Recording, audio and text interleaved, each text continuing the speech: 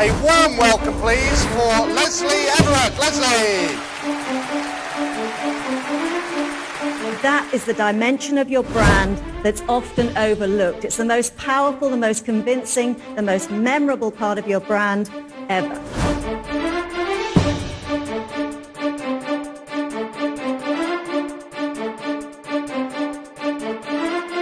If you were to write a book about your life history so far, what would the title of that book be? It's an interesting thought. It could be the start of you defining what your brand is, because that's authentic.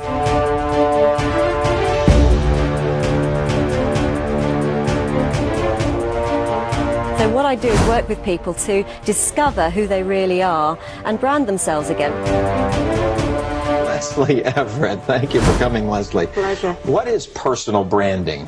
I like to say that our personal brand is actually what people say about us behind our back. Millions of dollars are spent on corporate branding every year by organisations across the globe, but they're not so effective in getting those values down to individuals, so that individuals within the organisation can project and reinforce those values with every interaction, but in their own authentic way. So personal branding is really about taking control of those perceptions and managing the perceptions so that people see us authentically for who we are. And it's not about image being more important. It's about your image not getting in the way of your true qualities and abilities. These last few days of being at this amazing convention, you've added several layers to your brand already.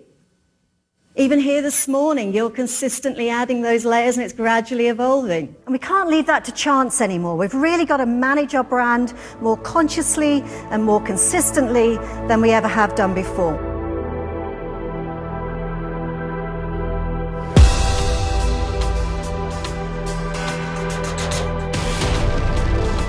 So discover it, test it, package it, and project it. And do remember that your X factor is really about uncovering your core authentic values and then creating a powerful brand image that just ignites that passion and that authenticity into the outside world.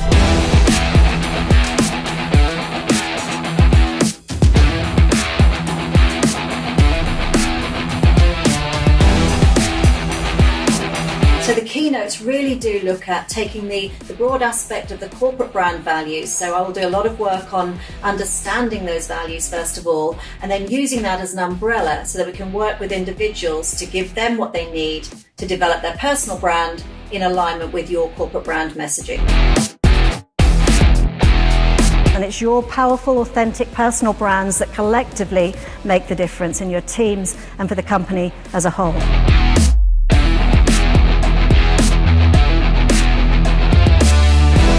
The survey showed us that 50% of people blamed Rebecca Lewis for this alleged affair, and 50% of people blamed his wife Victoria. I know. It's a great illustration of a consistent brand because we don't quite believe it. It doesn't fit within the powerful, focused, great dad, great footballer brand that we think we all know, because he's so consistent with that brand image. So it doesn't quite fit. So we're not quite sure whether he did it or not. And if he did do it, it's just a blip. So I want to ask you right now, what do you do so consistently well that when you don't quite deliver to expectations, people consider it to be a blip rather than part of your brand? As I approach the end of my term as President and Executive Council Chair of the Global Speakers Federation, I look back on an incredible year of recognition of the power of our global community. As I've traveled around the world to many of your association conferences and conventions, I've realized more than ever, and it's confirmed to me more than ever, that every single one of us now is a global speaker.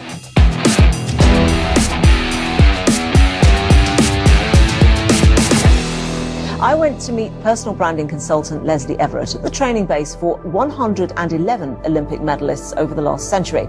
I asked her why fans gain so much inspiration from their idols' stories. I think the world we live in now, we're looking for trust and likability with whatever we do. And that's absolutely true in business, never more so than it is now. So probably also because of the difficult economic environment. Yeah, absolutely. I mean, trust is absolutely key. We need to know what we're working with, who we're working with. It's no longer good enough for top executives to sit in their glass offices on the top floor and not engage with the outside world.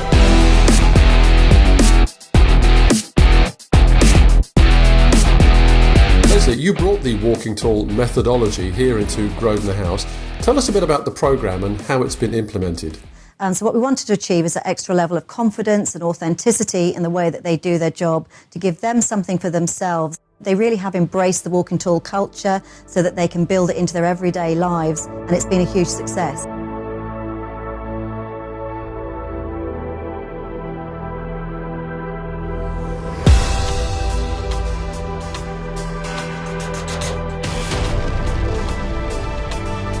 I've fallen off the stage at the end of a presentation, luckily, and ripped the heel off a shoe. And then I've had to hobble back through the foyer of the convention as they're all having coffee with this shoe hanging off, having just talked to them for 45 minutes on how important image is.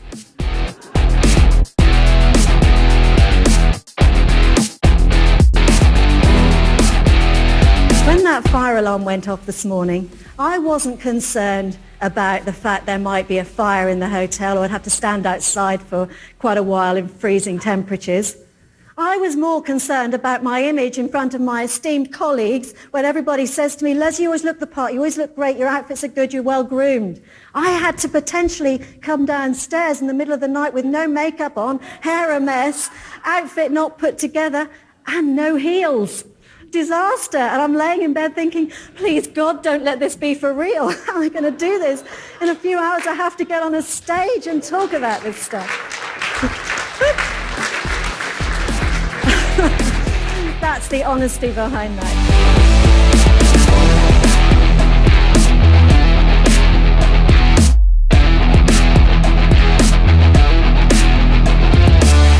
Thank you.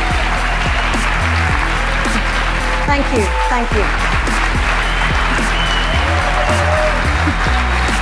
Thank you very much.